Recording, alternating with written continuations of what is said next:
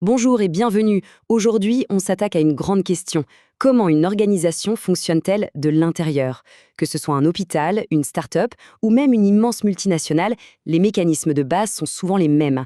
Et pour les comprendre, on va utiliser un guide, une sorte de carte, celle dessinée par le grand Henri Mintzberg. C'est vraiment l'outil parfait pour naviguer dans ces structures qui peuvent paraître si complexes. Voilà, c'est vraiment la question.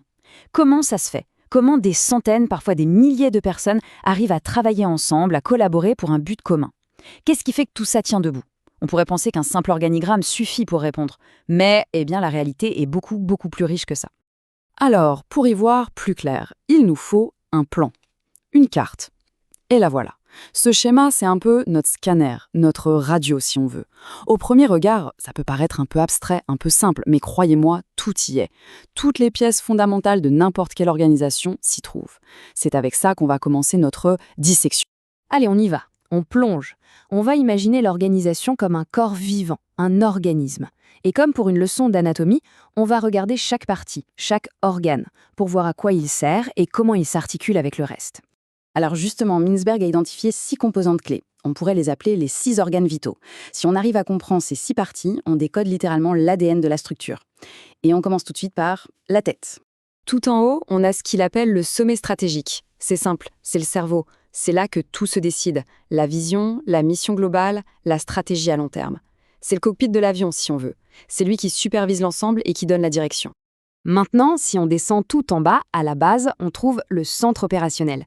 Et si le sommet est le cerveau, eh bien le centre opérationnel, ce sont les muscles. C'est là que le travail concret se fait. C'est le cœur du réacteur. C'est là qu'on produit les biens ou qu'on fournit les services. Pour reprendre notre exemple de l'hôpital, ce sont les médecins, les infirmières, les aides-soignants, bref, tous ceux qui sont au contact direct des patients. Et attention, le centre opérationnel ne fait pas juste le travail final. C'est toute une chaîne. D'abord, il faut sécuriser les ressources, les matières premières, les médicaments pour notre hôpital. Ensuite, il faut transformer ces ressources. Les médicaments deviennent des soins. Puis, il faut distribuer le produit fini, administrer les soins aux patients. Et enfin, bien sûr, il faut s'assurer que les outils de production, comme les scanners ou les lits, sont en bon état de marche. Ok, donc on a un cerveau et des muscles. Mais comment les deux communiquent? Il faut bien une connexion. C'est là qu'intervient la ligne hiérarchique. On peut la voir comme la colonne vertébrale de l'organisation. C'est toute la chaîne de managers, de chefs de service, qui fait le lien, qui transmet les ordres du haut vers le bas, et, très important, qui fait remonter les informations du bas vers le haut. Alors, sur le côté du schéma, on voit un autre élément, la technostructure. Le nom est un peu barbare, mais l'idée est simple. Ce sont les analystes. Leur job, il est absolument crucial. Ils standardisent le travail pour le rendre plus efficace et prévisible. Ce sont les gens du contrôle qualité qui écrivent les procédures, les planificateurs qui optimisent les process, ou encore les formateurs qui s'assurent que tout le monde a les bonnes compétences pour faire le travail correctement. Juste à côté, on a l'autre groupe de soutien, les fonctions support. Attention à ne pas les confondre avec la technostructure. Eux, leur but n'est pas de standardiser le travail du centre opérationnel. Non, ils fournissent des services indirects, mais qui sont tout aussi essentiels. Pensez aux services juridiques, aux relations publiques, à la maintenance des bâtiments et même à la cafétéria. En gros, tout ce qui aide l'organisation à tourner, mais qui n'est pas directement lié à la production. Et pour finir, il y a ce qui entoure et imprègne absolument tout le reste, la culture organisationnelle. On peut aussi parler d'idéologie. C'est un peu le sang qui circule dans les veines de l'organisme. Ce sont les valeurs, les traditions, les croyances partagées. C'est cette colle invisible qui fait que tout le monde rame dans la même direction et qui influence profondément la façon dont les gens se comportent et interagissent au quotidien. Bon, maintenant qu'on a identifié tous les organes, la grande question c'est comment tout ça fonctionne ensemble. Comment ces parties communiquent entre elles. En d'autres mots, comment le travail est-il coordonné. On passe maintenant de l'anatomie au système nerveux de l'organisation. Il y a plusieurs façons de coordonner le travail. Commençons par les deux plus basiques, les plus fondamentales. D'un côté, on a ce qu'on appelle l'ajustement mutuel. C'est tout simple, deux collègues se parlent pour se coordonner, de manière informelle. De l'autre côté, on a la supervision directe. Là, c'est un manager qui prend les choses en main, qui donne des instructions et qui vérifie que le travail est bien fait. La différence clé ici, elle est vraiment entre l'informel et le formel. L'ajustement mutuel, c'est souple, c'est rapide, ça se passe entre pairs. La supervision directe, au contraire, c'est beaucoup plus structuré. C'est vertical, ça repose sur l'autorité officielle du chef. Mais voilà, quand les choses se compliquent, quand on a beaucoup de monde à coordonner, ni l'un ni l'autre ne suffit.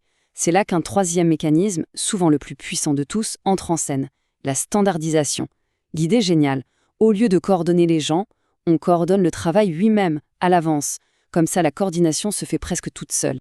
Et cette standardisation, elle peut prendre plusieurs visages. Premièrement, on peut standardiser les procédés. On définit précisément comment faire le travail. Le protocole chirurgical en est l'exemple parfait. Deuxièmement, on peut standardiser les résultats. Là, on se fiche un peu du comment, on veut juste que le résultat soit atteint. Ce sont les fameux objectifs de performance. Troisièmement, et c'est très puissant, on peut standardiser les qualifications. On forme les gens de la même manière pour qu'ils aient les mêmes réflexes. C'est pour ça qu'un chirurgien et une anesthésiste de 2 hôpitaux différents peuvent travailler ensemble instantanément. Ils ont le même logiciel. Et enfin, on peut standardiser les normes. Et là, on boucle la boucle avec la culture, on s'assure que tout le monde partage les mêmes valeurs. Ok, on a vu la structure, on a vu les mécanismes de coordination, mais il faut être honnête, dans la vraie vie, une organisation, c'est rarement aussi net et propre que sur un schéma. En réalité, c'est quelque chose de vivant, parcouru en permanence par ce que Mintzberg appelle des flux. Et ces flux, ils sont de toutes sortes. Il y a le flux officiel, bien sûr, celui de l'autorité formelle, la hiérarchie classique. Mais à côté de ça, il y a une multitude d'autres flux. Il y a les flux d'activité régulée, la coordination entre collègues dont on parlait. Il y a le flux de la communication informelle. Oui, les fameux bruits de couloir, la machine à café. Et puis, il y a des flux de travail en constellation, comme des équipes projets qui se forment et se défont, souvent en dehors de la hiérarchie. Et maintenant, le moment de vérité. Quand on superpose tous ces flux sur notre schéma de départ, eh bien, on obtient ça. Ça a l'air d'un plat de spaghettis, c'est désordonné, ça part dans tous les sens, c'est complexe, c'est presque chaotique, mais c'est ça, la vraie vie d'une organisation. C'est une image bien plus fidèle à la réalité. On voit des réseaux, des gens qui se parlent directement, sans passer par le chef. C'est toute la dynamique, tout le mouvement qui se cache derrière la structure de départ qui, elle, est statique. Alors, on pourrait se demander à quoi bon tout ça? Pourquoi se compliquer la vie avec ce modèle? Eh bien, tout simplement parce que c'est une grille de lecture incroyablement puissante pour porter un regard neuf, plus affûté sur les organisations qui nous entourent. Et peut-être, surtout, sur celles où l'on travaille. Ce qu'il faut vraiment retenir, c'est que ces 6 composantes, ce sont comme des briques de Lego. On peut les assembler de plein de manières différentes.